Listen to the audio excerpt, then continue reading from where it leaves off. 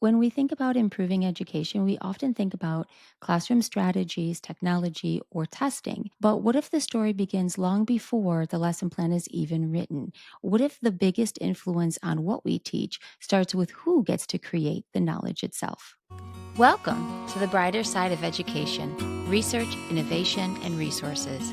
I'm your host, Dr. Lisa Hassler, here to enlighten and brighten the classrooms in America through focused conversation on important topics in education. What are the variables, and how can we duplicate it to maximize student outcomes? Every curriculum, whether in elementary school, high school, or at a university, is built on published knowledge. The research we include, the voices we cite, and the discoveries we teach all reflect choices made far up the stream in academia. But not everybody has an equal chance to be heard in those systems. Studies show that women and scholars from less represented backgrounds are often published less, cited less, and funded less. These patterns don't just affect the researchers, they influence what ends up in the classrooms and our training programs. Today's guest, Dr. Cassidy Sugimoto, helps us understand how these knowledge systems work and how we can make them more inclusive and representative. She is the Tom and Marie Patton Professor and School Chair in the School of Public Policy at Georgia Institute of Technology. A leading expert in knowledge systems, her research focuses on how knowledge is produced, shared, and supported, with a focus on inclusion and accessibility. Formerly a professor at Indiana University and a program director at the National Science Foundation, Dr. Sugimoto's groundbreaking work is transforming the landscape of academia and research. Good morning, Dr. Cassidy Sugimoto, and welcome to the show. Thanks for having me. Just to start us off, can you explain what a knowledge system is and why it matters in the world of education? Absolutely. A knowledge system is the ecosystem in which knowledge is made. So it's composed of scholars and scholarly institutions, as well as the practices that guide how knowledge is produced, supported, and disseminated. Everything someone learns in school, whether grade school, college, or graduate school, is a product of this knowledge system. All the content we learn, all the teachers we learn from, even the practices that we follow, like the scientific method, come out of this system. So when you think about decisions that are made in academia, like who gets published and cited and how they end up shaping what students are learning in the classrooms, how are those decisions made? It's a great question. And so when we think about who gets to produce science, it has massive ramifications on what we learn in the classroom and how students feel about themselves as learners as well. So the lack of women and other underrepresented minorities has incredibly strong impacts upon what knowledge is generated and therefore the type of knowledge that goes into instruction. So for example, women are 47% more likely to be seriously injured in a car crash. Now, why is this? It wasn't until the early 2000s that a female typed crash dummy was introduced. And she was just a scaled down version of a male crash dummy. And she was placed at 108 pounds and only 4 foot and 11 inches tall. Now, I don't know about you, but I don't meet those specifications. And 95% of women in the United States do not meet those specifications. So we weren't testing cars for how women actually sat in them. And the crash dummy was only placed in the passenger seat. So if a woman was outside of those specifications or driving the car while pregnant, it wasn't made to support them. And one of the arguments for this is that there are very few women engineers. This is one of the fields with the lowest representation of women. Therefore, women's issues aren't at the forefront of research and design. And we see similar things in biomedicine. The lack of sex analysis in pharmaceutical testing has led to significant adverse effects for women. So simply put, the lack of women and other underrepresented minorities in academia has immediate and adverse effects on the population. Supporting women and other populations brings this breadth of knowledge that improves the knowledge that's produced and makes it representative of our needs and our issues as a population. And all of that has ramifications down the line. When we're not making knowledge that's representative, we're not making products that are representative, we're not creating an environment that's representative, all of that changes what we're learning in the school system and who in the school system grows up to be a scientist. So you have a book, Equity for Women in Science, and you detail how those systematic barriers affect women's recognition in research. How does this lack of visibility influence what students see in their educational content, and then how they see themselves reflected in science? Women have faced barriers to participation in science. And as we talked about before, this affects how younger girls think about themselves as scientists and the science that they see. So, for example, there are studies showing the strong relationship between the number of professional female scientists in a community and the likelihood that girls will go into STEM. And this doesn't necessarily mean that it is their mother or their aunt that's in the community, but just seeing parents of other children who are female scientists increases the likelihood that they pursue those fields. Furthermore, we see that their perception of women as scientists affects their own performance. So there was a study done where they gathered school-age girls together who were Asian, and they gave them two different conditions. And these girls were equally good at math across the board, but they split them into two groups. And in one room, they went in and they reminded them that they were Asian, a stereotype that tends to have the advantage of the perception that they're good at math. And in the other room, they reminded them that they were girls before they took the test. Those reminded that they were girls scored significantly lower on their math test. Now, these should have performed the same. These were girls who had historically performed the same, but just priming them that way, saying, you're part of a population that's good at math, you're part of a population that's bad at math, change their performance. And so this shows how that mere underrepresentation of women changes how they perceive of themselves, how they actually perform, and then the likelihood that they'll pursue careers in science. Wow, when you think about how powerful words are to our mental framework and how we perform given the expectations in front of us. You've advocated for research for rethinking how we define success in academia. How could that change the kinds of knowledge and perspectives that are included then in curriculum and instruction? I'll answer that, but I want to go back to something you just said because I think it's so critically important that those words, right, the words that we use around children, how much that shapes their trajectory and their perception of their ability to pursue science. And that's what makes educators so critically important. The way that they talk to children, the way that they present these ideas to children has huge effects. And some of it's even just small changing. Instead of saying someone is good at math or bad at math, trying to recognize that they're working hard at math, right? Changing around that perception. So there was this really interesting study that looked at the degree to which people thought something was an innate ability versus something they could work hard to do. And so things like math and philosophy were just things you were born with it. And too often children are told things like that, like, wow, you are really good at that. That is something you're innately good at. And so children not told that then think, well, then I'm not good at it. And you just have to be born with it. You have to be born with some innate math ability or else you don't have it.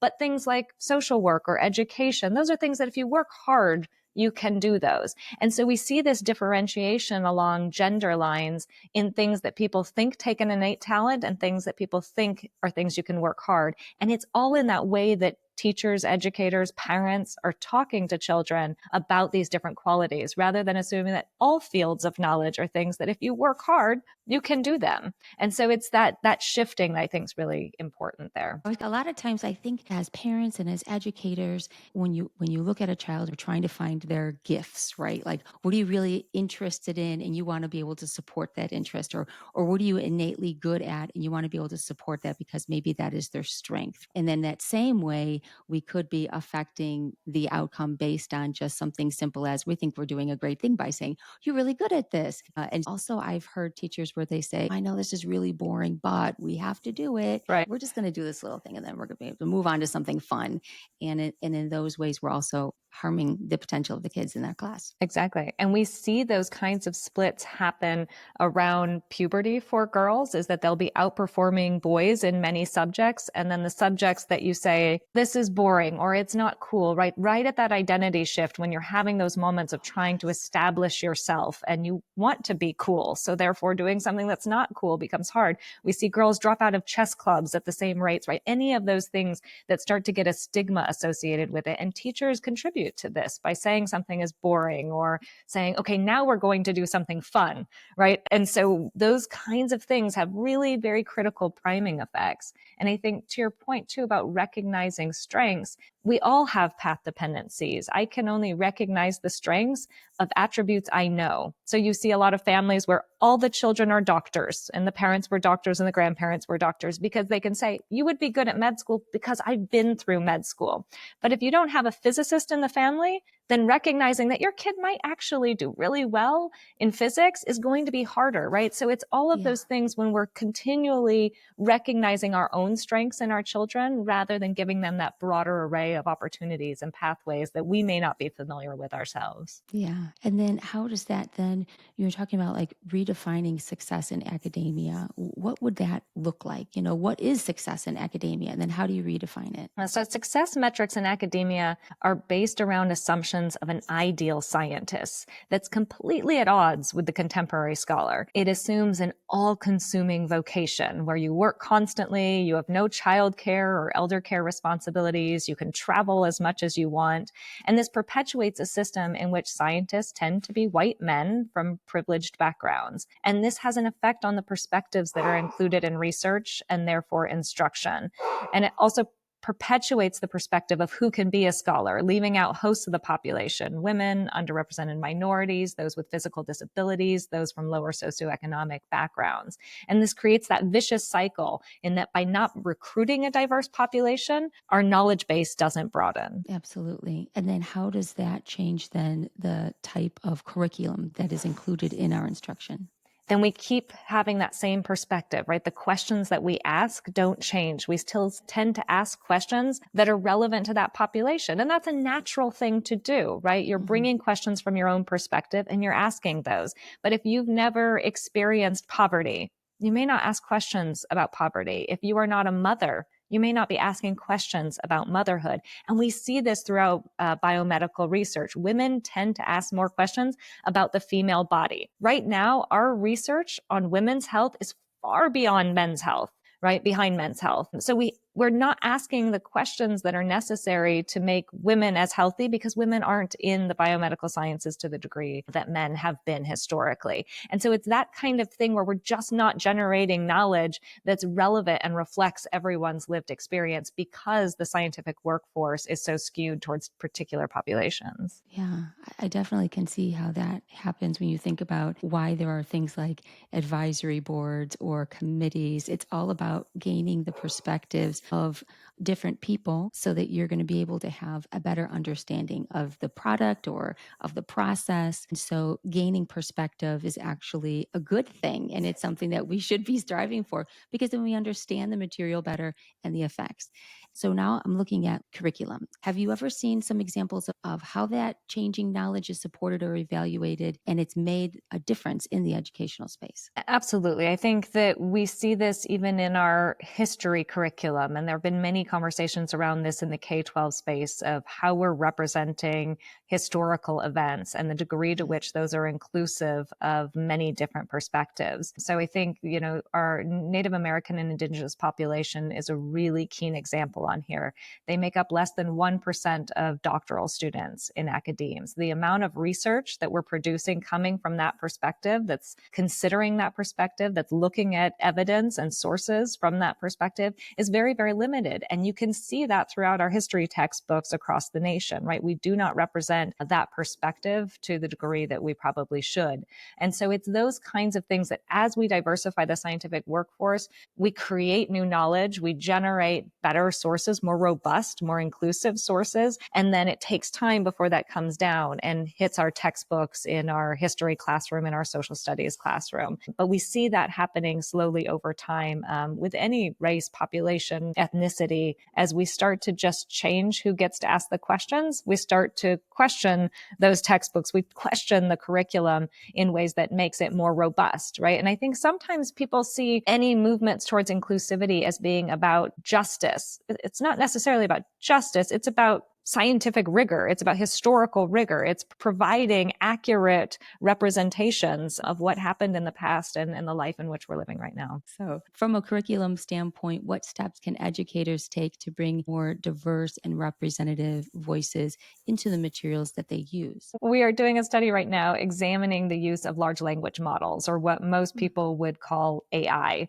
in generating prompts. And this is a very common use of AI in the K-12 educators. They will say, create a story for this, right? I want to create a prompt. I want to create a scenario for my students. So as you're making materials every day, you're often doing prompt generation. So we asked a number of the leading AI systems to generate prompts of students in the classroom. And in one element, we do this in a neutral way. Tell us a story about a student studying biology. In another, we introduce a power hierarchy. For example, tell me a story of a struggling student and a student who's doing well who helps them. And what we find in the response to these prompts, that is the stories generated by AI, is that they overwhelmingly present white female students as the strong students and names associated with non-white races and ethnicities as struggling students. And it's the most striking results I've ever seen in all of my research. And this has strong potentials for harm. If students are presented with material day after day that replicates stereotypes about the performance of their race or gender, this has adverse effects on their own performance, and therefore it becomes a self-fulfilling prophecy. Educators must take care to recognize these biases, from the AI they use to create course materials to the readings that they assign. It makes a difference when students see themselves represented in the materials that are used. And finally, what's one thing that educators, school leaders, or parents can do to help create a more complete and representative learning experience for their students? Every year, our school, the Jimmy and Rosalind Carter School of Public Policy at Georgia Tech, hosts a conference on science and innovation policy. And one of our keynote speakers years ago was Rush Holt, a physicist who served in the U.S. House of Representatives and then led the American Association for the Advancement of Scholars. And in his talk, he made one recommendation that has really stuck with me as a parent and as an educator. He said, when your children come home from school each day, don't ask them what they learned. Ask them what questions they asked. And this is a fundamental shift. It teaches children that science is not static, that we are constantly learning more about the world around us. And it teaches them that they can be the one asking the questions. They can be a part of that system of generating new knowledge, that they too can be scientists. And that's the only way towards a robust knowledge system. That's very good advice. I really like that. Well, thank you so much. It has been a real privilege to be able to speak with you today. You've helped us see how education isn't just shaped by what happens in the classroom, but also by the larger systems that decide what published knowledge we see that is recognized and shared. Thank you so much for connecting those dots between research and policy and what happens in the classroom. Thank you so much for having me. Today's conversation reminds us that what we teach is shaped long before it reaches the classroom. Paying attention to where knowledge comes from is the first step towards greater understanding and inclusion. It is the mission of this podcast to shine light on the good in education so that it spreads, affecting positive change. So let's keep working together to find solutions that focus on our children's success.